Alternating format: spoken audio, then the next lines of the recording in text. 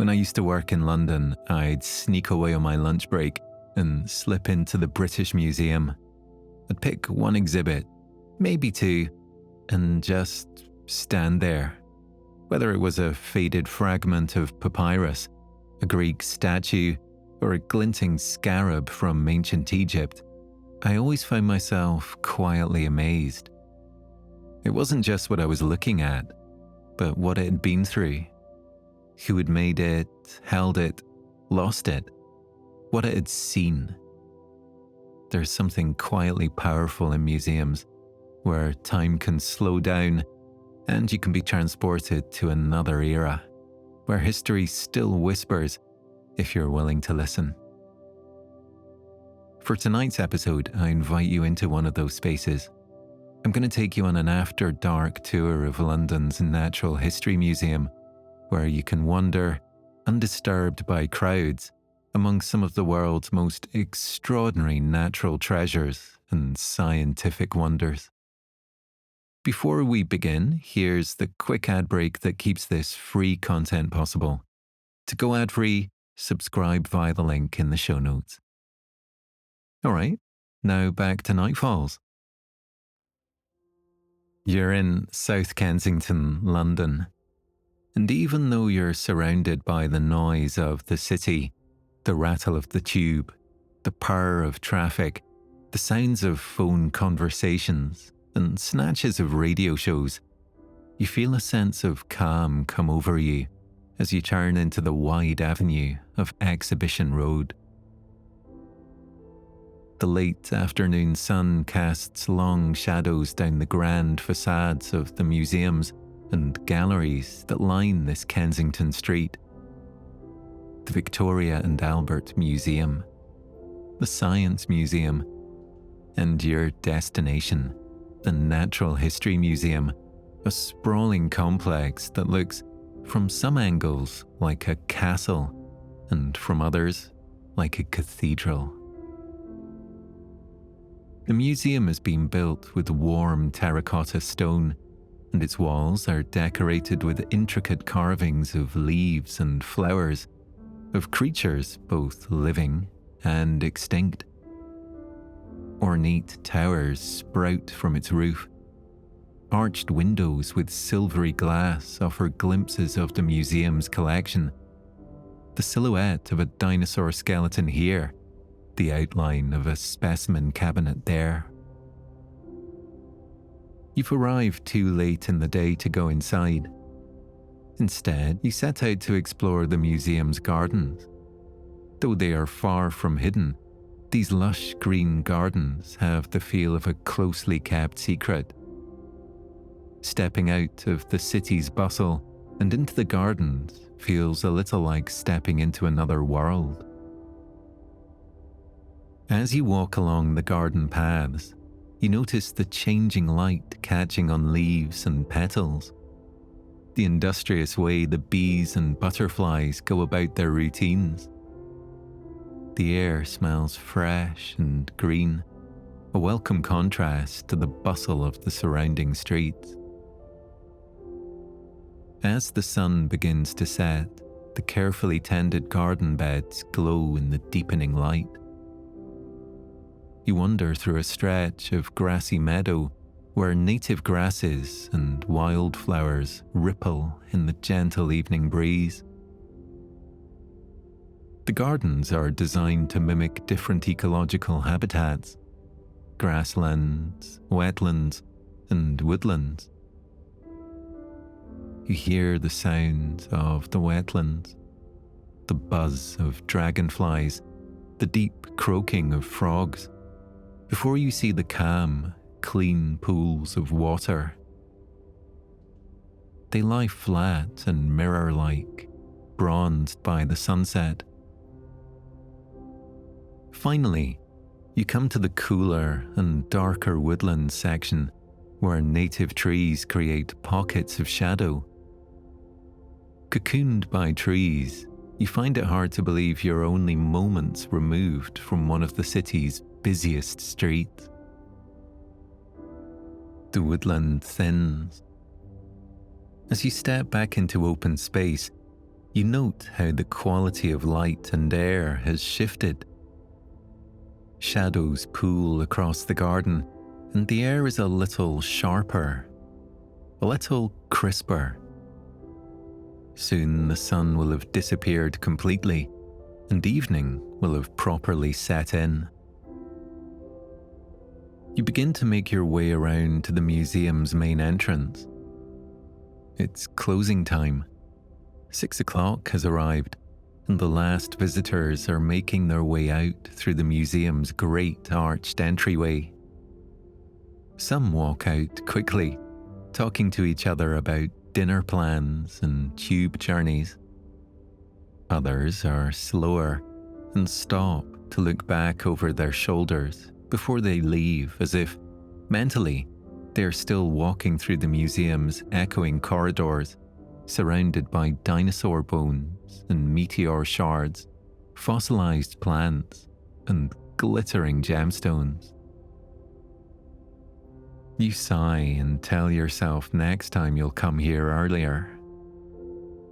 You think wistfully of how it would be to have a few hours in the museum, or even a full day, moving at your own pace, stopping to look at whatever you like for as long as you like.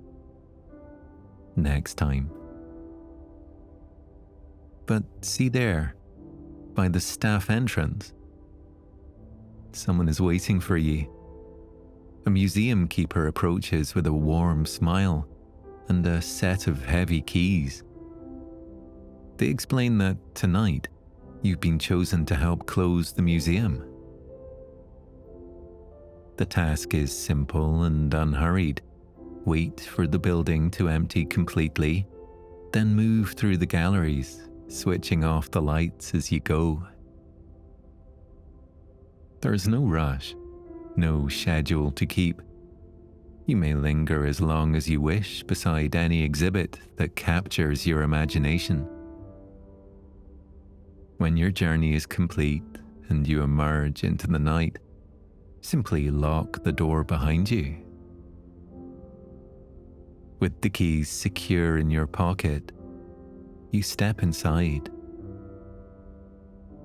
You find yourself in the Hinsa Hall, the museum's central space. Look up. The vaulted ceiling soars above you, supported by an intricate fretwork of arches. The ceiling itself is covered in painted panels, each depicting a different type of plant. Cotton, tobacco, coffee, fig, plum, pear. There is an entire botanical encyclopedia above your head. The air carries a particular scent that belongs only to museums. A blend of old wood, polished stone, and the faint mustiness of preserved specimens. The floor beneath your feet is polished stone, worn smooth by millions of footsteps over more than a century. The space echoes softly with the last murmurs of departing visitors. Their voices gradually fade as they collect their belongings and step out into the London evening. As the final visitors leave, their footsteps are replaced by the purposeful movements of the closing staff. Turnstiles click one final time. Keys jangle as doors are secured. And then, something approaching perfect silence, broken only by the gentle hum of climate control systems and your own peaceful breathing. The museum is yours now. Are you ready to explore? You don't need to go very far to begin with. Hinsa Hall itself displays some of the museum's most precious and significant specimens. Without any crowds to navigate, you can look at each one of them as long as you like. You step before Guy the gorilla. Guy stands nearly 6 feet tall and boasts a broad chest and massive shoulders. His dark fur has been carefully maintained, and his face, though still, carries an expression of quiet intelligence. The silver-grey colouring around his back marks him as a mature silverback. Guy lived at London Zoo from 1947 to 1978, drawing millions of visitors who came to marvel at his size and surprisingly gentle demeanour. Nearby, you find an enormous volume of Audubon's Birds of America, open to show Audubon's depiction of the American flamingo. John James Audubon was a French-American naturalist who spent years in the early 1800s travelling across America to document every bird species he could find. The flamingo stands on the page, its pink feathers painted in soft watercolours that catch the light. Audubon has captured the flamingo's long, curved neck and distinctive black-tipped beak as it feeds in shallow water.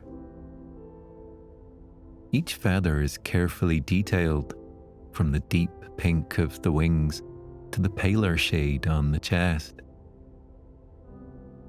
The museum changes the page every month to protect the illustration from fading. Only 120 complete sets of this famous book survive today. A Barbary lion skull catches your attention next. This lion species lived in the Atlas Mountains of North Africa until the last wild one was shot in 1942. The skull measures nearly a foot long and weighs several pounds. Barbary lions were bigger than today's African lions. Males reached up to 600 pounds.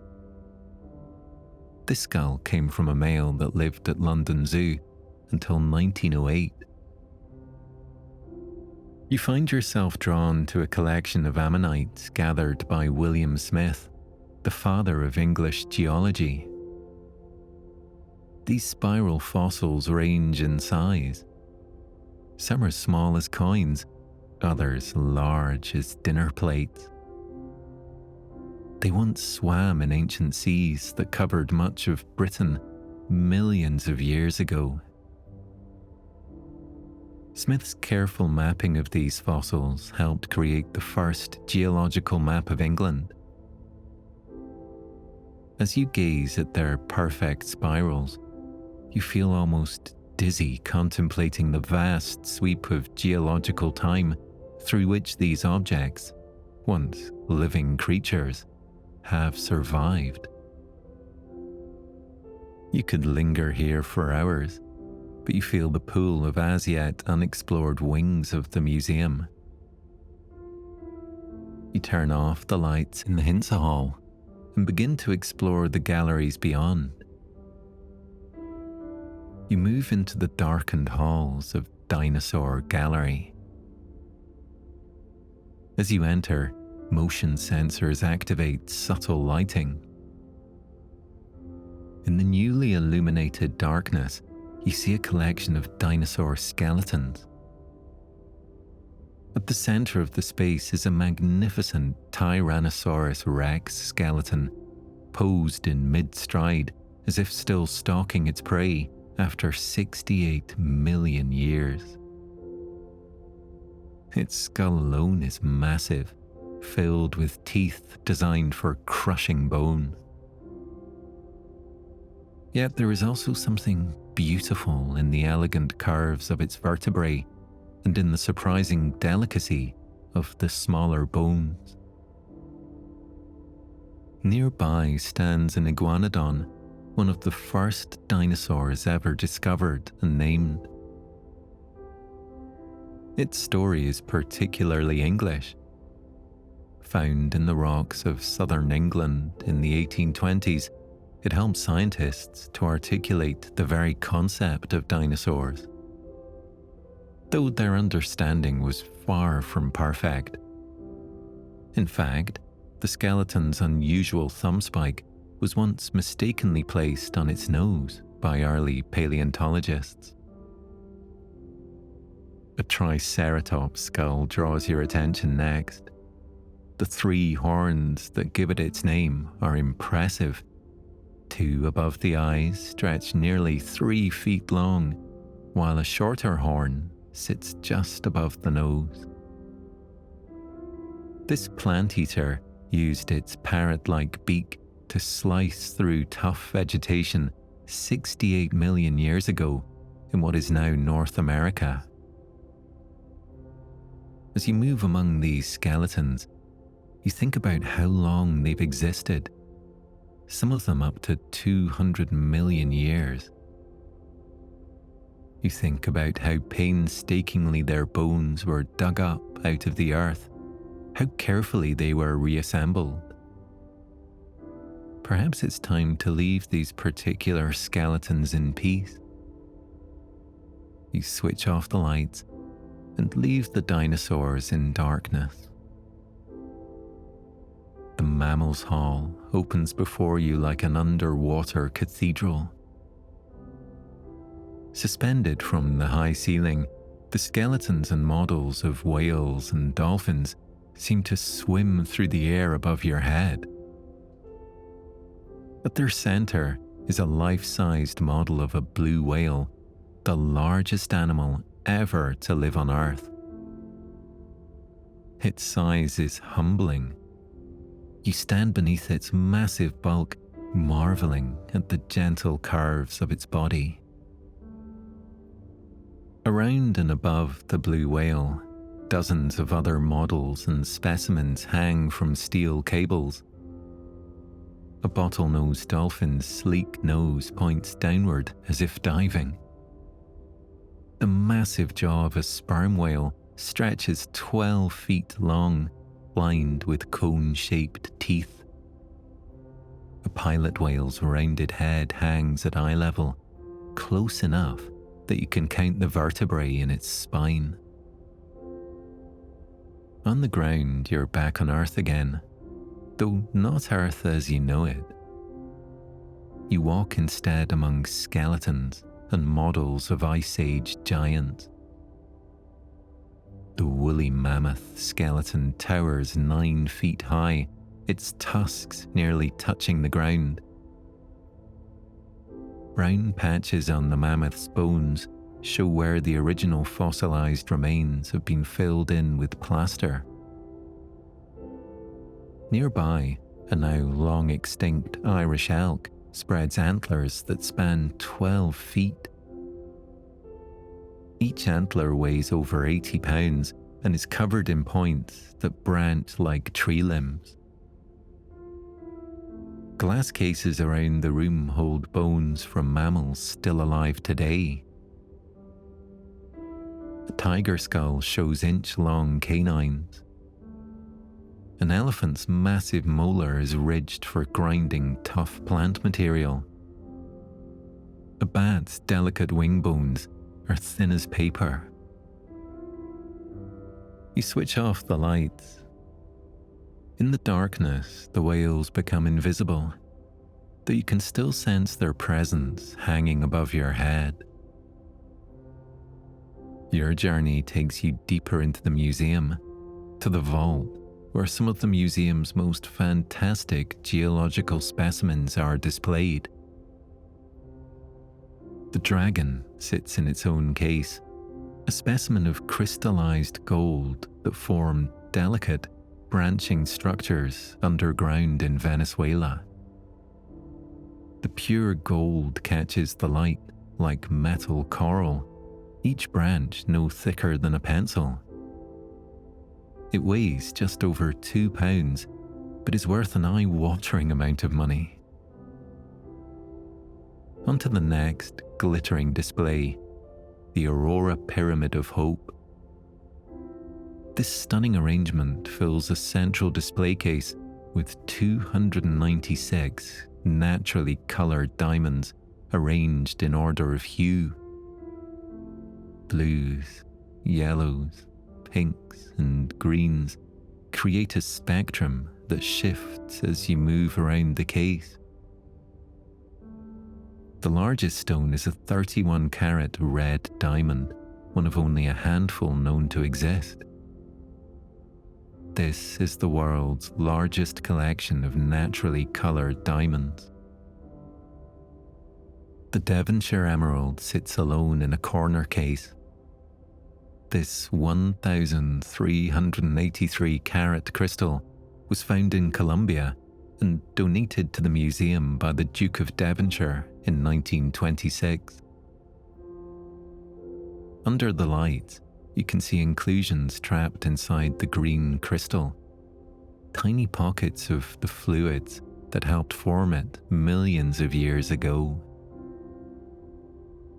The green of the emerald is so deep, it feels almost primordial, reminding you of the iridescent greens of the ammonites you admired earlier. A purple amethyst cluster draws your attention. This piece is interesting not only for its beauty, but for its reputation. It is the famous Delhi purple sapphire, though it's actually an amethyst and not a sapphire at all. The 312-carat stone was stolen from a temple in India in 1857 and brought to London. Its first owner, Colonel W. Ferris, claimed it brought him nothing but misfortune and eventually gave it away. The next owner, Edward Heron Allen, also reported that the gem brought bad luck and tried to get rid of it multiple times. He finally sealed it in 7 boxes and deposited it in his bank, warning that it should not be opened until 3 years after his death. At this time it passed to his daughter, who, exercising caution, donated it to the museum. Whether bad luck or not, the stone is hauntingly beautiful. Its crystal faces are perfectly geometric, deep purple at the center, fading to clear quartz at the edges. You turn off the lights, leaving these treasures in climate-controlled darkness. More minerals await, but in the minerals gallery, the antiquated layout and cabinetry is as much a part of the experience as the minerals themselves. This gallery still uses its original Victorian display cases from the 1880s. Mahogany cabinets with brass fittings line the walls, their glass tops reflecting the overhead lights. The wooden floors creak slightly under your feet. Stepping into this gallery feels a little like stepping back in time. Ornamental mineral pieces fill several cases. These raw stones have been carved into intricately decorated objects. You spy a malachite tabletop with swirling green patterns, jade carvings from China, and crystal spheres polished to perfect smoothness. Yet, in their natural state, the mineral specimens are equally fascinating. You wander over to the corner which displays items from Sir Hans Sloane's original collection. Sloane was a doctor who collected natural specimens in the 1600s and 1700s, eventually amassing a collection of over 71,000 plant, animal, and mineral objects. This collection formed the foundations of the British Museum, which later split its collection to create the newly formed Natural History Museum. Sloane's handwritten labels, faded with age, still identify each specimen. A massive iron meteorite sits on a metal stand in the center of the gallery. This chunk of metal fell in Argentina in 1783 and weighs 635 kilograms. Its surface is dark and pitted from its journey through space and from the heat of entering Earth's atmosphere. Wall cases hold dozens of smaller meteorite specimens. Most are dark, angular chunks, no bigger than your fist. Labels explain where each one fell: Russia, Australia, Antarctica. Some contain tiny diamonds formed in space. Others show the structure of metal that cooled over millions of years in an asteroid's core. You switch off the lights, leaving the gallery in darkness. Your tour is nearly complete, but you're not quite ready to say goodbye yet. You make one final journey back outside to where your visit first began. The museum gardens are just as peaceful as they were in the late afternoon light, but they feel different now. Darker, more mysterious. Night has fallen, and security lights create small pools of yellow light along the pathways. The grassland area rustles softly in the night breeze. Somewhere in the long grass, you can hear the quiet movement of small creatures. Field mice, perhaps, or hedgehogs. The wetland ponds reflect the lights of the city, and you catch the occasional splosh of a frog jumping into the water. The woodland section is almost completely dark now. You can hear the soft hoot of an owl somewhere in the tree branches above. The keys jangle in your pocket as you take one last look at the museum's facade. Inside, in the darkness, millions of specimens wait for tomorrow's visitors. Fossils and bones, crystals and meteorites, pressed flowers and preserved creatures from every part of the world. You return to the museum entrance and pull its heavy doors closed. You turn your key in the lock, then step into the London night. Traffic moves along Exhibition Road, and the city's restless rhythm pulses around you. But the quiet of the museum's darkened halls, the stillness of its ancient bones and fossils, has settled deep within you. You carry that stillness and quiet with you as you walk away from the museum, making your way home to rest. Well, I hope you can take some of that stillness with you and that you sleep well tonight.